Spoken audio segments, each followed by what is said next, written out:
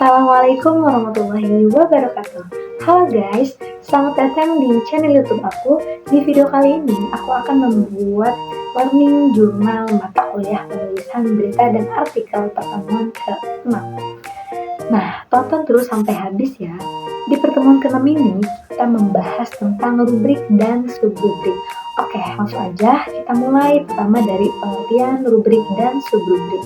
Menurut Onok Puchana Effendi dalam siri Moral dan Kembang, rubrik berasal dari bahasa Belanda yaitu rubrik, yang artinya ruangan pada halaman surat kabar, majalah, atau media cetak lainnya mengenai suatu aspek atau kegiatan dalam kehidupan masyarakat.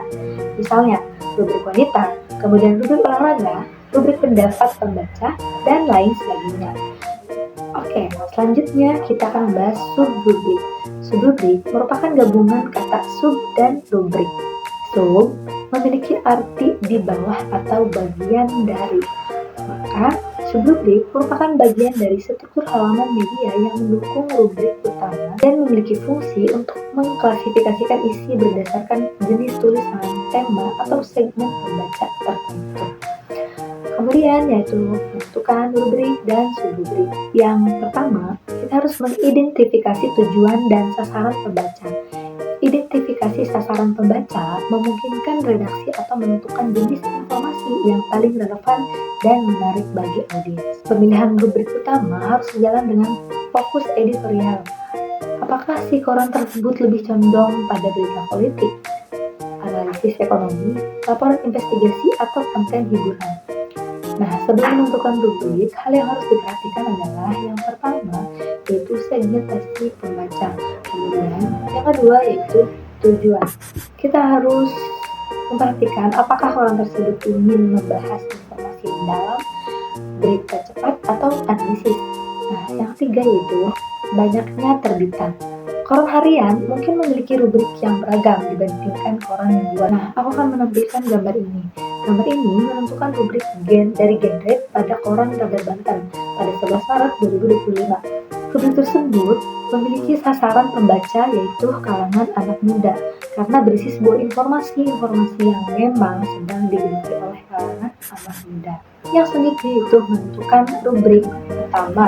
Nah, menentukan rubrik utama merupakan kategori besar yang membahas konten yang harus diperhatikan di dalamnya yaitu berita utama, politik dan pemerintahan, ekonomi dan bisnis, hukum dan kriminal, gaya hidup dan hiburan, opini dan editorial, olahraga, dan internasional. Selanjutnya itu menentukan subrubrik. Subrubrik digunakan untuk menyusun informasi lebih terperinci agar mudah ditemukan oleh pembaca. Contohnya, rubriknya yaitu ekonomi dan bisnis, maka subrubriknya yaitu seperti pasar saham, investasi, perbankan, dan industri. Contoh yang kedua yaitu rubriknya politik dan pemerintahan, kemudian subrubriknya kebijakan politik, pemilu, dan pemerintah daerah. Selanjutnya yaitu menyesuaikan dengan struktur tata letak halaman. Yang harus diperhatikan yang pertama yaitu prioritas berita, kemudian keseimbangan dan visual. Terakhir yaitu melakukan evaluasi dan penyesuaian. Oke, selanjutnya kita membahas tentang tujuan rubrik dan subrubrik. Pertama, rubrik dan subrubrik bertujuan untuk memudahkan mengisi halaman-halaman surat kabar maupun majalah.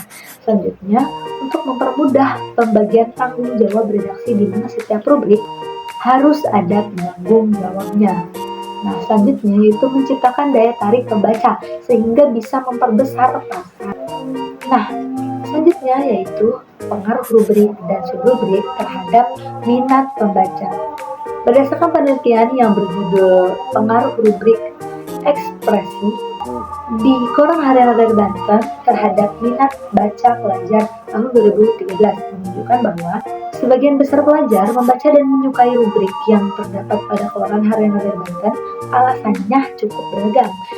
Di antaranya yaitu karena cukup informatif, cukup mendidik, memberikan informasi tentang cara bergaul, sangat tepat untuk anak muda, dan bahasa yang digunakan mudah dipahami. Maka dapat disimpulkan bahwa terdapat pengaruh yang signifikan antara rubrik dan minat pembaca. Selanjutnya, kita akan membahas pengertian judul berita dan cara memilih judul berita. Judul diidentifikasikan sebagai suatu nama yang digunakan untuk buku atau bab dalam buku yang dapat menyeratkan secara singkat isi atau maksud buku.